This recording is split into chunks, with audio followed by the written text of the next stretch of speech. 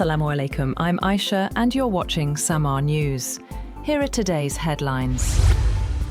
Fresh diplomatic efforts are underway as the United States and Iran prepare for another round of high-stakes talks before the current ceasefire expires, with Islamabad emerging again as a likely venue. Another round of direct talks between the United States and Iran is expected before the two-week ceasefire announced on April 7th expires next week. According to multiple US media reports, both Tehran and Washington have agreed in principle to resume negotiations. However, alternative venues like Geneva, Istanbul, Turkey, and Egypt are also under consideration. US President Donald Trump has indicated willingness to continue negotiations, saying Iran had reached out and expressed eagerness to strike a deal.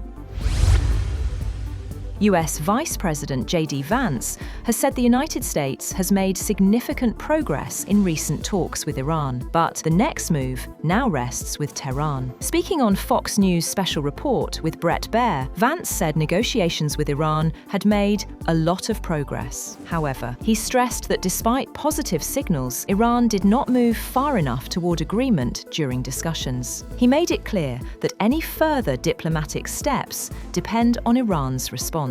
According to him, the ball is in Iran's court regarding the future of negotiations.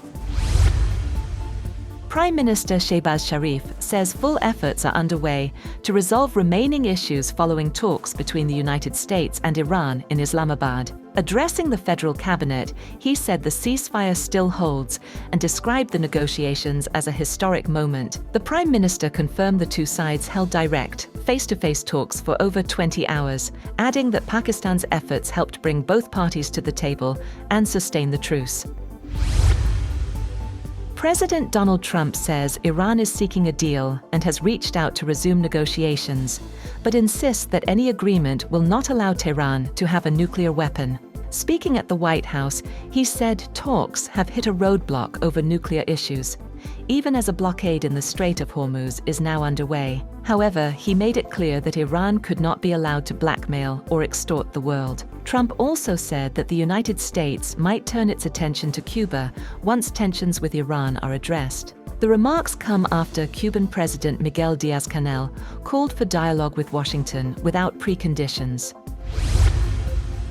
China has said that a US blockade around Iranian ports was dangerous and irresponsible after US President Donald Trump threatened to sink any boats that sought to leave or dock there. Chinese Foreign Ministry spokesman Guo Jiakun told a news conference that the US increased military deployments and took a targeted blockade action, which will only exacerbate tensions and undermine the already fragile ceasefire agreement and further jeopardize safety of passage through the strait. Furthermore, he said that China would impose countermeasures after US President Donald Trump threatened new tariffs on its goods entering the United States if Beijing provided military assistance to Iran during the war.